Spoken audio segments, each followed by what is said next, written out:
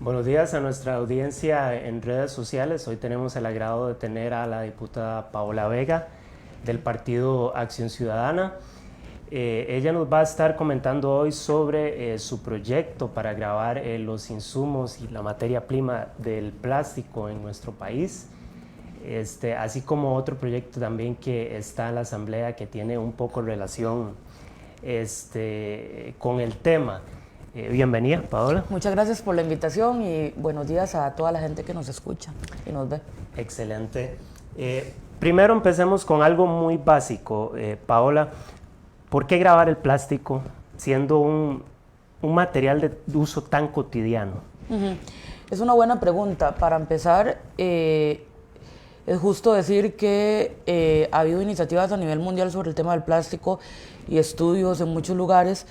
Y realmente lo que hicimos nosotros fue ver qué experiencias han funcionado mejor. Como usted bien dice, el plástico es un tema, el problema no es el plástico, el problema es el consumo excesivo, especialmente de plásticos de un solo uso, que son desechables rápidamente, y la disposición. Hoy por hoy Costa Rica debe admitir que ha fallado en ese tema, llevamos 11 años ya de tener una ley de gestión de residuos y el plástico sigue yéndose directamente a los mares. Entonces teníamos un problema que había que disminuir el consumo, especialmente en aquellos altamente contaminantes, y lograr que esa disminución fuera pausada de forma tal que la industria tuviera los lapsos para prepararse. Y ahí la mejor salida es el impuesto. ¿Por qué?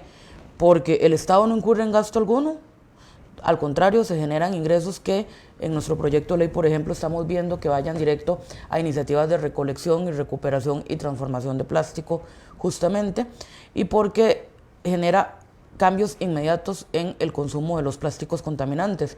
Hay experiencias en países como India, como Irlanda y demás, que en unos 2 años ya el consumo ha bajado a más de la mitad. Esto encarecería los productos de plástico porque de una u otra forma el fabricante tiene que trasladarlo al consumidor.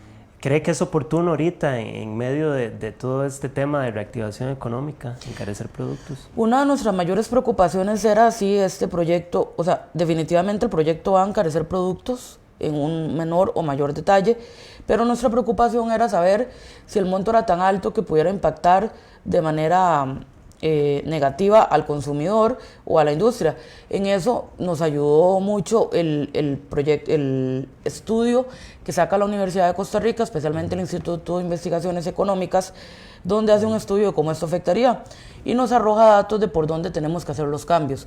Dichosamente, en cuanto al costo de la vida de las personas, los impactos son pequeños. Estamos hablando de un promedio de 300 colones más al mes, que no es algo significativo y que incluso podríamos bajar más si hacemos ajustes en el proyecto.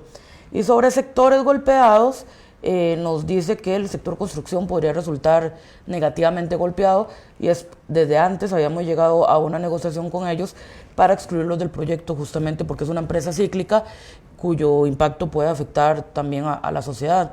Entonces, con este estudio ya tenemos las herramientas para ver dónde tenemos que hacer ajustes, porque la intención no es golpear ni a un sector ni al consumidor, sino lograr un impuesto que sea manejable para lograr los objetivos, pero sin vulnerar sectores económicos. Claro, y tal vez producción, tenemos estas cifras de cómo encarecería el costo de la vida de acuerdo a los ingresos de la persona. Ahorita lo vamos a ver, pero la idea del impuesto es que se distribuya sobre toda la cadena de producción, ¿cierto? Sí, exacto, esa es la idea. Para que tenga un menor impacto. Y que ha sido uno de los errores que justamente quiero conversar con Aquí lo vemos ya, Paola. Ajá, con algunas cámaras, porque están haciendo el cálculo sobre el precio final y no es así. Ok. El 10% más pobre tendría un gasto mensual adicional en el peor escenario. En el peor escenario, que además es un escenario casi que ficticio, porque ese escenario es asumiendo que una vez aprobado el proyecto, la oferta y la demanda quedan estáticas y no cambian, cosa que no ha pasado en ningún país del mundo. Claro. Y en el mejor escenario serían solo 269 colones. 269, que es poco, pero que uno sabe que para un sector de escasos recursos puede implicar un pasaje de bus o algo así. Entonces estamos haciendo esfuerzos para bajarlo todavía más, para ver de qué manera podemos reducirlo y que no se vaya a sentir. Igual hay que tener en cuenta que este impacto es temporal, porque este impuesto es muy dinámico. En el momento que comienza a encarecerse el plástico, los productos alternativos comienzan a bajar de precio también, entonces poco a poco va desapareciendo. Y de hecho es importante contarle a la ciudadanía que por ser un impuesto ambiental, en 10 años más o menos este impuesto desaparece.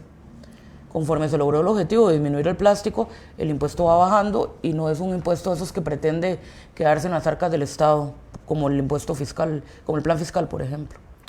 Claro. Estamos hablando de impuestos entre 10 y un 25%, ¿cierto? Es correcto. Con lo que se recaude, ¿qué se va a hacer? Como estaba el texto original y según los cálculos que hicimos, esos impuestos nos daban 25 millones de dólares el primer año, luego irá bajando.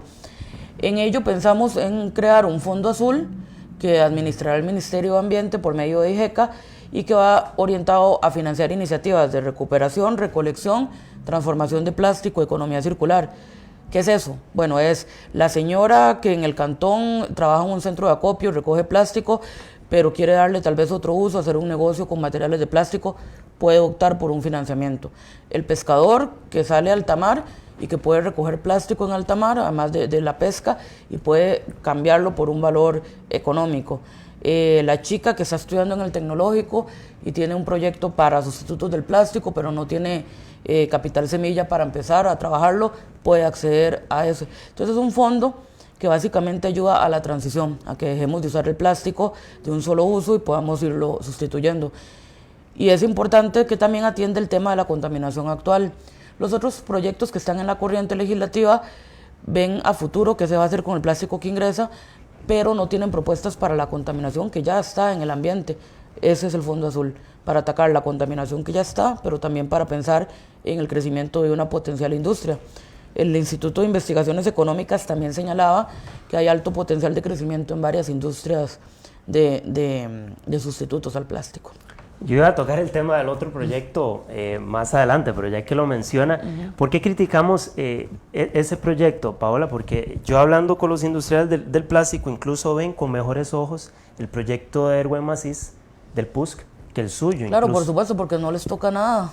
Ese es el gran problema. Yo sé que don Erwin tiene las mejores intenciones, pero lo que yo le he dicho es, don Erwin y a los proponentes del proyecto, este proyecto hubiera sido visionario hace 10 años. Hace 10 años, pero con la situación actual que tenemos, ese proyecto no cambia nada. ¿Por qué? Y quiero contarles. Ese proyecto lo único que hace es prohibir las pajillas en restaurantes y algunas bolsas en comercios. Solo las pajillas en restaurantes y algunas bolsas en comercios. Y bueno, ya la mayor parte de comercios ya no ofrece pajillas, la mayor parte de comercios está cambiando las bolsas. Y un dato importante es, bolsas y pajillas representan solo el 4% de la contaminación de plástico. Lo demás no lo toca el proyecto, el otro 96% que son botellas, empaques, embalajes, etcétera, no.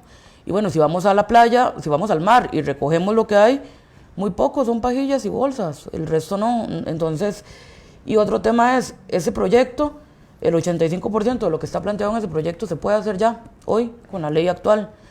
Entonces, por supuesto que al sector empresarial le conviene más porque no los toca. Y es un diálogo que hemos querido tener con ellos diciéndoles, bueno, entendemos que todos vamos a tener que hacer esfuerzos, pero cuando se habla de la salud, del ambiente colectivo, todos tenemos que poner de nuestra parte. Claro.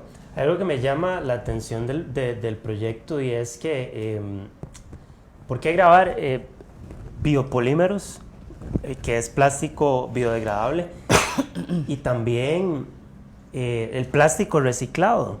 Si más bien son parte de las soluciones que propone la economía circular, digamos, agarrar ese plástico después y hacer nuevos materiales con él. Son parte de las soluciones, pero no son la principal solución.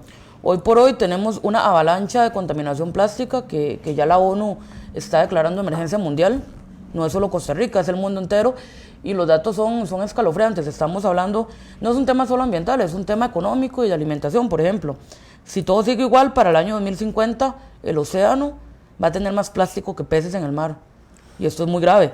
Entonces, hay que recordar que hay una escala de prioridades que todos aprendemos, de hecho, desde la escuela y demás.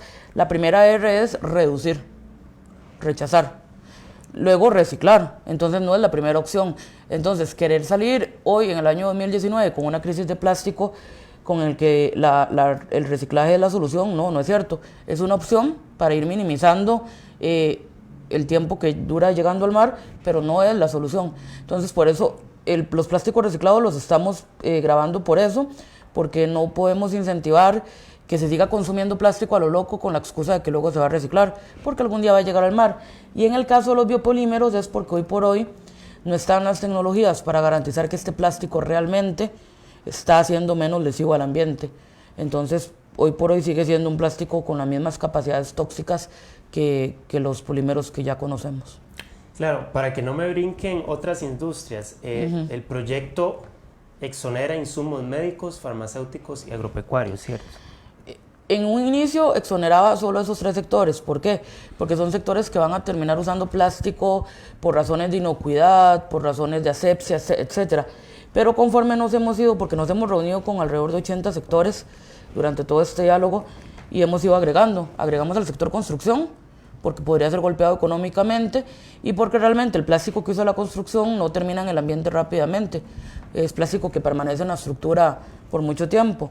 Quitamos también al sector agropecuario, porque el sector agropecuario nos habló con datos y con realidades y nos dijo, bueno, nosotros hoy por hoy no tenemos la capacidad de asumir ese cambio y, como le digo, queremos ser responsables, no queremos golpear un sector. Sí. Entonces llegamos con ellos a otras conversaciones y poco a poco, por eso es que queremos reunirnos con todos los sectores para ver con números realmente las posibles afectaciones.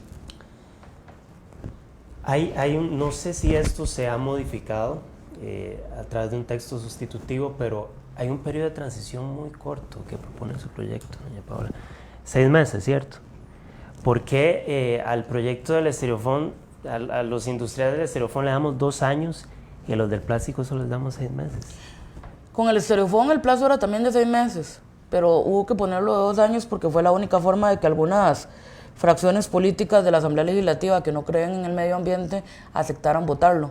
Entonces, para mí el plazo sigue siendo amplio, porque por lo menos el estereofón hoy por hoy es un material sobre el que no hay duda, que es altamente contaminante y hay miles de sustitutos. En quisimos primero poner un plazo pequeño pensando en la emergencia planetaria y en la emergencia del tema, pero estamos dispuestos a negociarlo. Uno de los temas que nos han dicho los industriales es que de repente, poniendo un plazo más amplio, ellos podrían pensar si el proyecto les fuera más conveniente. Entonces estamos abiertos a ver ese dato. En próximos días vamos a estar intensificando reuniones con el sector industrial para ver en parte de ese tema del transitorio. Claro, y algo que me decían también es que hoy por hoy no hay en el mercado suficientes opciones para sustituir lo que utilizan actualmente de plástico. Eso es falso y verdadero. En realidad la industria cada día tiene más sustitutos. Hoy por hoy no tienen el precio tan bajo como el plástico, sí, y para eso es el proyecto. Justamente lo que queremos es impactar la oferta y la demanda, impactar el mercado para que los sustitutos bajen de precio y el plástico deje de ser una opción. Ciertamente hay materiales para los que no hay sustitutos. Por ejemplo, los agropecuarios nos decían que la bolsa del banano hoy por hoy no tiene sustituto porque todo lo que han querido probar o mancha el banano y ya no se puede exportar, o el bicho entra y se come el banano. Entonces ahí dijimos, bueno, no vamos a hacer cabezones y ahí sí vamos a hacer una sección. Pero en la mayor parte de los productos que están aquí plasmados en el proyecto hay sustitutos. Hay sustitutos y lo que queremos más bien es que esa industria local crezca y por qué no Costa Rica se convierta en un exportador de soluciones al plástico.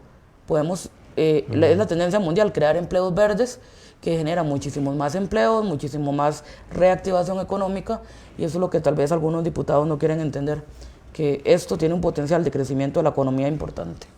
Claro, ¿en qué puntos coinciden tanto los industriales del plástico como como usted, ¿qué puntos de coincidencia hay? Bueno, hemos hablado con diversas personas del sector empresarial, tanto lo que son los productores meramente de plástico como las empresas que utilizan mucho plástico. Con los productores de plástico el diálogo ha sido más difícil, sin embargo estamos haciendo esfuerzos por ponernos de acuerdo. Ellos reclaman mucho el reciclaje como una solución. Yo ahí difiero porque, por lo que le explicaba, ya no estamos en momento de proclamar que la solución es el reciclaje, estamos en otra etapa, pero estamos intentando buscar un punto medio. Y con otros sectores, por ejemplo, me he reunido con la Cámara de Comercio, con UCAEP, con otras, y coincidimos en que hay un problema, en que hay una emergencia que hay que atacar y en la necesidad de reactivar economías circulares para hacer algo con el tema de la contaminación. De hecho, estamos comenzando también a hacer esfuerzos paralelos, más allá de este proyecto, para iniciativas de ley que fomenten la economía circular. Pero en ese diálogo estamos. Yo en este momento estoy privilegiando hablar con ellos para ver si podemos llegar a acuerdos por un proyecto país. Claro, aquí datos de ONU Ambiente dice que en Costa Rica solo se recicla el 9% del plástico y un 80% termina en el mar. ¿No es mejor, antes de grabar el plástico, tratar de atacar un problema de disposición de residuos que tenemos grave ahorita? Lo estamos haciendo también en paralelo. Yo presenté una ley junto con otros diputados para dotar de mejores herramientas a los municipios, de forma tal que puedan hacer mejor la recolección y disposición de plásticos. Pero hay problemas que derivan de la disposición del plástico que ya van más allá de cualquier ley. Por ejemplo, hay plásticos que no se pueden reciclar por sus características físicas y químicas.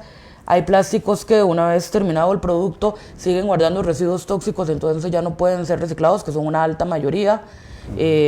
Hoy por hoy en el mercado de la recolección de residuos el plástico se paga con un precio bajísimo, entonces no es el interés mayor de los centros de acopio, por ejemplo. Entonces hay un montón de problemas asociados que van más allá de una buena legislación. Sin embargo, y sí debo decir, y es un reclamo que yo le hago a la industria del plástico, y se los he hecho muchas veces y se los hago con el mayor cariño del mundo, porque en este momento queremos buscar diálogos francos. Tienen 10 años teniendo la obligación de tener la responsabilidad extendida del productor, de hacerse cargo de ese residuo. La semana pasada, por ejemplo, recibía yo a unos ambientalistas de la Polinesia Francesa, y andan jalando por el mundo una botella de plástico entera que llegó desde Ecuador, se produjo en Ecuador y llegó a la Polinesia Francesa. Y ellos andan viajando por el mundo para irla a devolver a Ecuador.